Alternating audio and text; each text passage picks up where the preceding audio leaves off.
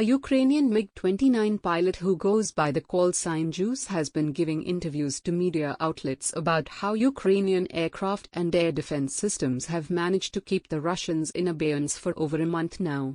The Ukrainian Air Force has managed to do this with MiG-29 and Su-27 fighters. While the MiGs are used for air-to-ground and air defense missions, the Su-27s are primarily kept for air-to-air missions. The Su-27 is a more powerful air defense asset. However, the early loss of aircraft units has shrunk the size of the fleet, which was always smaller than the MiG-29 fleet.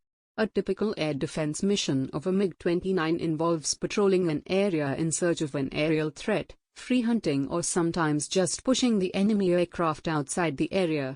If they have us on their screen, especially if we have a few guys patrolling the area, they don't want to get into trouble. So, we push them from this area, Juice explained in his interview. Besides Russian manned aircraft, the MiGs are also tasked with neutralizing drones and cruise missiles which are hard to detect. However, Juice thinks ground-based air defenses, GBATs, are more effective against them. I think ground air defenses are much more capable against them.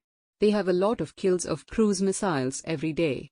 Drones are also a great problem for us, but I think it's a much bigger problem for them. Our fighters are much more capable than their UAVs, says Juice. Multi-layered air defense network. Manned fighters like MiGs work closely with GBAT units to form a multi-layered air defense network which involves sectors separated into different engagement zones for the fighters and GBATs to prevent friendly fire, and also the manned fighters can try and push Russian aircraft into GBAT's kill zones where the more stupid ones can then be picked off, Juice explained. This is the first time in decades the world is witnessing a large-scale conventional war which also includes the aerial domain, and many young pilots like Juice have no combat experience. Older pilots who had taken part in combat during the height of the battle in 2014 in the eastern Donetsk and Luhansk regions ahead of the signing of the Minsk agreements have since shared their knowledge with new graduates joining the Air Force. The training since 2014 has stressed flexible tactics and keeping aircraft on the move from one airfield to another and flying difficult flight paths to reduce the chance of the enemy catching them on the ground as part of their air interdiction efforts. They had pretty interesting experiences. Of course, we used that during our training, low-altitude flights, using alternative airfields, etc., said Juice, of the old combat veterans. How clear sky drills helped Ukraine. Also, the Ukrainian pilots had some experience with large-scale high-intensity conflict scenarios from lessons learned from the US Air Force, particularly during the Clear Sky series of drills in 2018, which was the first ever joint multinational exercise hosted by Ukraine.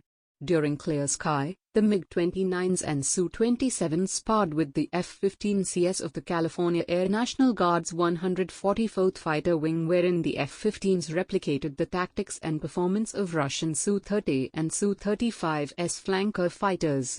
The F-15s that took part in these maneuvers were older than the Ukrainian MiGs. They had been highly modernized and were considered much more capable than the Ukrainian MiG-29s and Su-27s that have undergone only modest and piecemeal upgrades.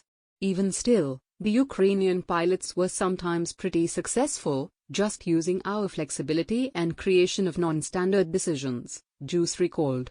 We did plenty of basic fighter maneuvers with our F-15 CS against their MiG-29s and Su-27s, and to be honest, we could tell instantly that their pilots were very good. They are very tactically inventive, they know their airframes and also understand what they are lacking. I mean, they fly old jets. Our F-15s, for example, are old airframes, but they have been constantly upgraded with new avionics, retired Jonathan Jersey Bird, the lead planner for the 2018 Clear Sky exercise, told the War Zone. Above all, the Ukrainian pilots got a much better understanding of the NATO fighter pilot mindset through their sharing of methods to defeat Russian tactics, which have made a huge difference, as even after 1 month, Russian forces have not been able to dominate Ukraine's airspace.